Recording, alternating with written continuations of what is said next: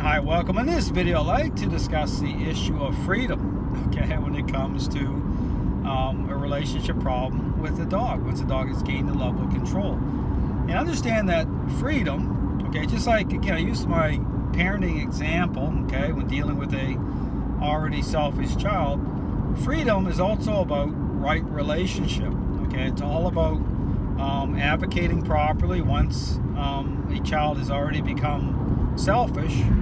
Okay, the issue about freedom becomes a problem in itself by way, again, of what's happening as the child is going about interacting in other environments, other areas. And again, to establish, promote right relationship, this is where a parent needs to make certain adjustments, okay, by way of perhaps grounding the child, okay, setting boundaries as you're interacting differently, as you're aligning yourself perhaps with a different parenting style. Perhaps the style of parenting that you're aligned with is part of the problem. Okay, but the same holds true when it comes to dogs as social animals. Understand that when a dog's gained a level of control, behavior issues are manifesting in various ways, freedom, okay, represents a different meaning. This is where people get themselves in trouble with, by way of how dogs appear.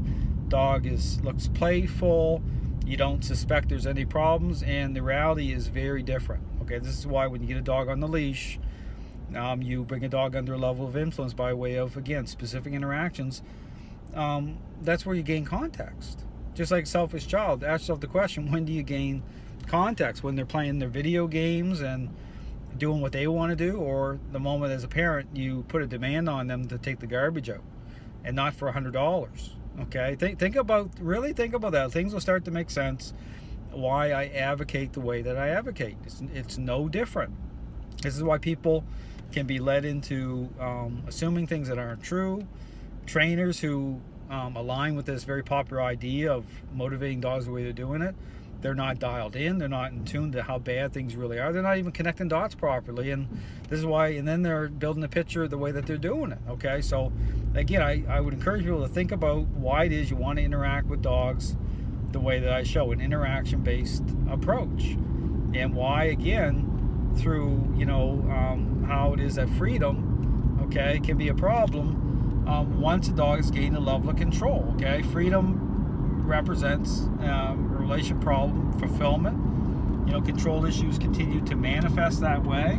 So you really want to connect dots properly. Understand that as the relationship improves, again, more freedom happens. This is where crates can begin to fade away. The level at which how you're interacting can begin to level out, can begin to diminish. But you always have to understand, when you're engaging a relationship problem, you want to make sure you're interacting in the way that, again, I show through my videos, but approaching it the right way. So again, it's all understanding, going through a sequence, making sure the relationship is cleaning up by way of perceptions of dogs changing the right way. Thanks for watching.